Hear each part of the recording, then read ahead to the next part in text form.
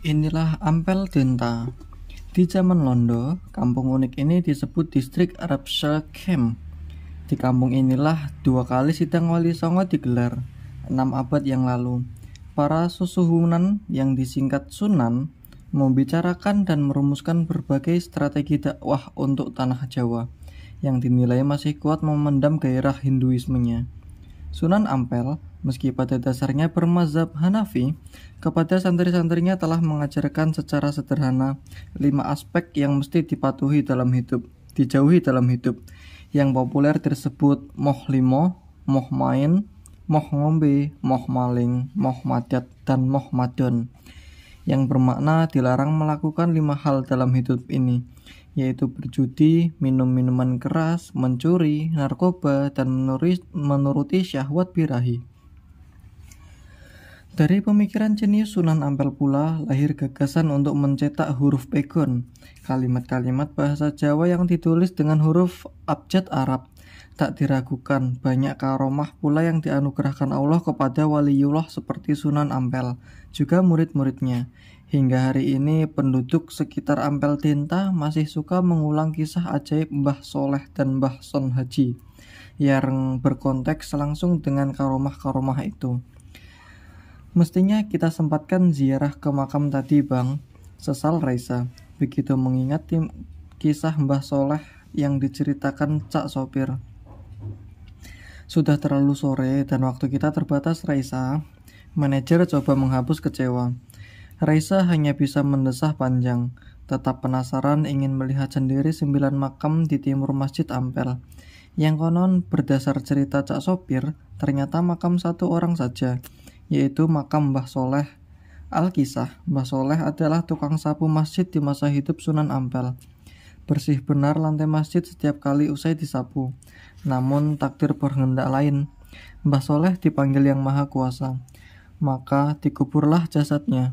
Esoknya Sunan Ampel masuk masjid dan mengeluh karena kondisi masjid yang kotor.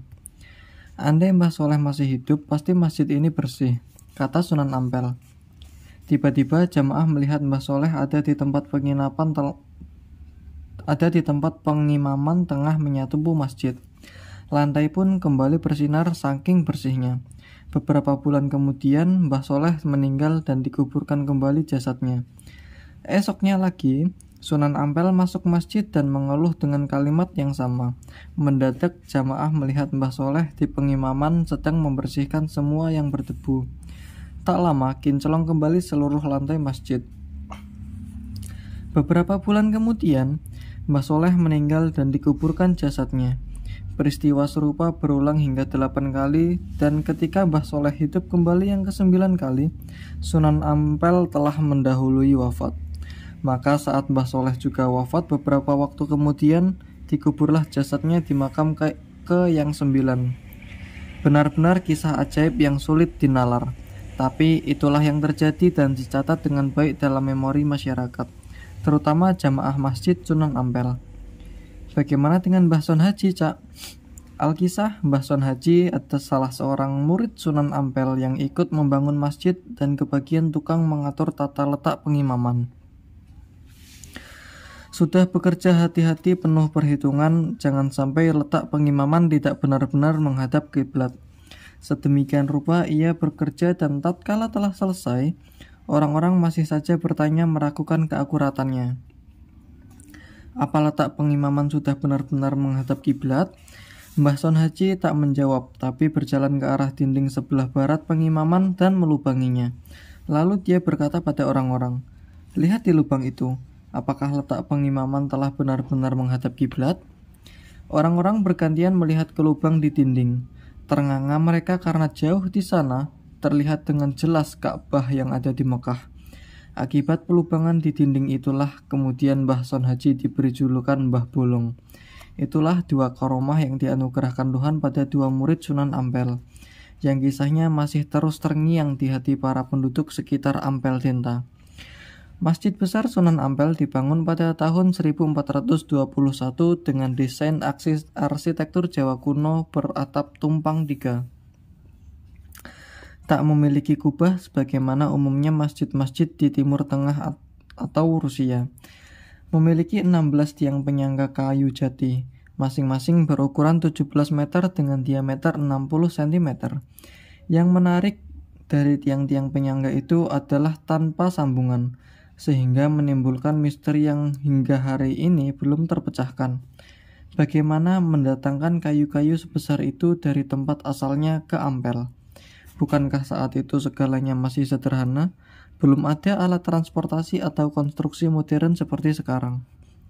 Raisa hanya ingat di satu halaman buku sejarah, pada tahun 1470 datang seorang pemuda Iran bernama Ali Saksar ke Ampel Denta, daerah Wonokromo di kawasan utara Surabaya. Ali Saksar bermaksud belajar pada Raden Rahmat alias Syekh Ali Rahmatullah alias Sunan Ampel. Murid-murid Sunan Ampel tidak hanya dari kalangan bangsawan kerajaan Majapahit, namun juga masyarakat umum dan para pemuda dari mancanegara. Seperti Ali Saksar yang kemudian hari dikenal sebagai Syekh Siti Jenar yang kontroversial. Murid Sunan Ampel lain yang tak kalah memiliki nama besar di kemudian hari adalah Raden Patah, putra Raja Brawijaya dari Kerajaan Majapahit. Raden Patah adalah Raja Jawa yang pertama kali masuk Islam dan membangun kerajaan Islam di Demak atas dukungan Sunan Ampel. Termasuk yang mendukungnya adalah Sunan Giri dan banyak para wali serta ulama yang lahir dari pesantren yang dibangun Sunan Ampel semasa Raja Brawijaya, yang telah memberikan tempat dan mendukung upaya perbaikan moral bagi masyarakatnya. Banyak nama sohor yang hingga kini terus lahir dari kampung Ampel Denta, baik dari kalangan ulama, para intelektual, para musisi kenamaan negeri ini, serta sastrawan besar yang lahir dari Ampel. Sementara kawan lama Raisa yang asli Ampel Denta bernama Nor Bahanan. Di mana engkau kini, Nor? Kita makan di Depot Al-Mutlik, Cak. Penasaran nih? Iya, Mbak, siap. Karena sudah sama-sama lapar, dengan antusias Cak sopir segera memarkir mobilnya di halaman Al-Mutlik. Raisa segera turun dan berjalan ke arah restoran Arab bercat serba putih klasik. Baru di depan pintu, sudah tercium aroma lezat masakan berbahan kambing. Restoran masakan Arab ini buka sampai jam 10 malam. Masih lama, namun karena dikejar waktu acara talk show, meski pengunjung lagi penuh, agak tergesa mereka bertiga segera pesan semangkok sop kambing, nasi kapsyah ayam, nasi biryani, roti Maryam, sambusa, 2 jus kurma, dan segelas es buah Del Monte. Raisa meneguk segelas air kurma dan cepat-cepat menghatamkan sop kambingnya. Abang manajer asik mengunyah nasi biryani dan Cak sopir penuh semangat menikmati nasi kapsyah tanpa nengok kiri dan kanan. Dalam beberapa menit, semua hidangan telah tandas masuk perut dengan aman dan nyaman. Meskipun Raisa kalah berpacu bersama abang manajer dan menjadi yang paling akhir, tapi dompet dermawan maju duluan ke arah kasir. Yakin nih nggak pakai dompet abang? Hakul yakin. Kan baru aja tanda tangan 600 X lembar, hoho. Manajer tersenyum bangga dan acungkan jempol lalu beranjak keluar. Mereka segera cabut menuju Tunjungan Plaza. Sepanjang perjalanan beberapa menit ke tempat acara, manajer sengaja duduk di samping Raisa untuk mempersiapkan beberapa hal, termasuk evaluasi peristiwa kurang nyaman tadi siang.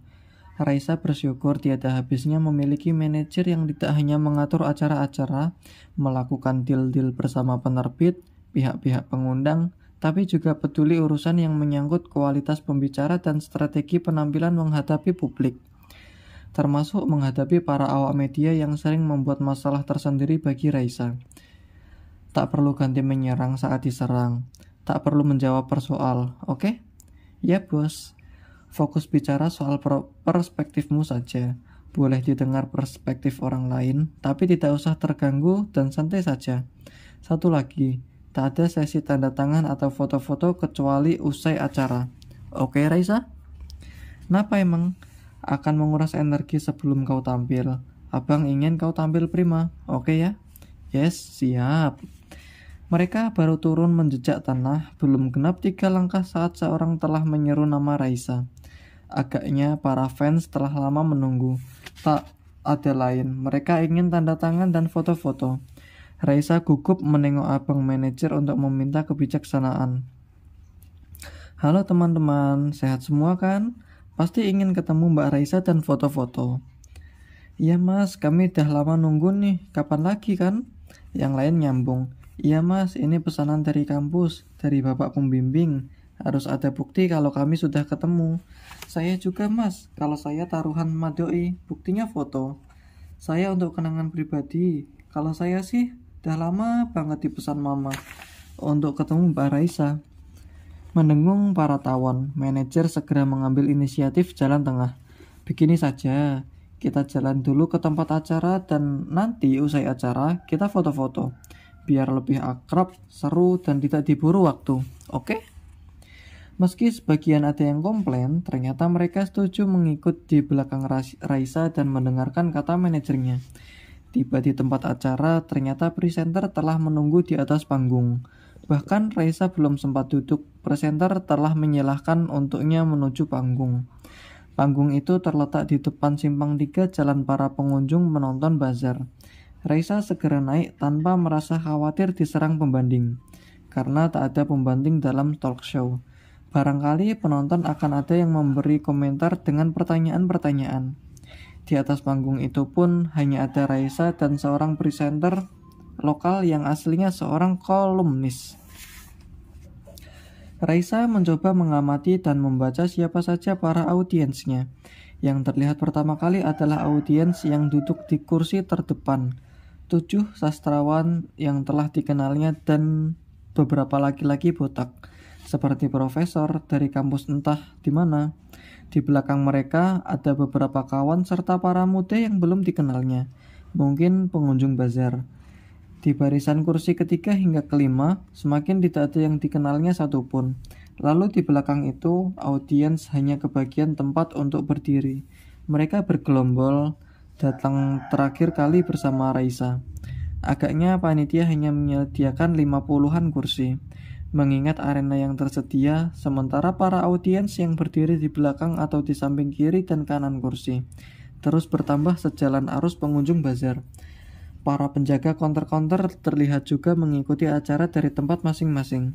Begitu luas ruangan di mana bazar buku akan berlangsung. Raisa baru selesai meneguk akuannya saat presenter mulai memberi prolog agak provokatif, mengundang siapa saja yang kebetulan melintas untuk segera bergabung di barisan para berdiri. Setelah sekian waktu kita diindoktrinasi oleh pemikiran yang itu-itu saja, Mbak Raisa lahir di kurun ini untuk meretas kebekuan zaman. Bahasanya lincah, dialognya renyah. Seseorang menyahut di belakang, "Kaya kerupuk wae." "Apa tadi? Kaya kerupuk?" tanya presenter. Hadirin tertawa. Bahkan kerupuk pun jadi penting saat Anda makan gado-gado. "Nggih napa mboten?" "Nggih," jawab audiens. Mungkin karena kerupuk yang satu ini begitu banyak digemari orang. Dalam waktu kurang dari 2 bulan, kabarnya sudah 20 ribuan eksemplar habis di pasaran. Benar tidaknya, mari kita tanyakan pada yang berhak menjawab. Silahkan Mbak Raisa. Raisa berpikir sejenak. Raisa tidak etis menjawab pertanyaan demikian. Raisa teringat nasihat abang manajernya. Jangan menjawab semua soal, namun beri mereka keterangan yang paling diketahui. Maka Raisa pun mulai mengungkap tahap demi tahap proses kreatifnya, menerangkan visi dan misi tulisannya, mengisahkan pula mengapa ia suka memakai narasi politik dalam prosanya. Karena jelas-jelas begini, saya ini mantan penyair juga. 2 kawan penyair yang duduk di barisan paling depan nyeletuk bareng. Wis mantan toh. Setidaknya merasa mantan. Sejak 2 hari lalu, Raisa senyum simpul. Penggembira dari arah belakang nyeletuk. Di PHK oleh Dewan Penyair. Mantan sih mantan, tapi novelnya lebih puitis dari penyair-penyair karbitan. Laki-laki sipit berambut gondrong menambahi komentar para supporter.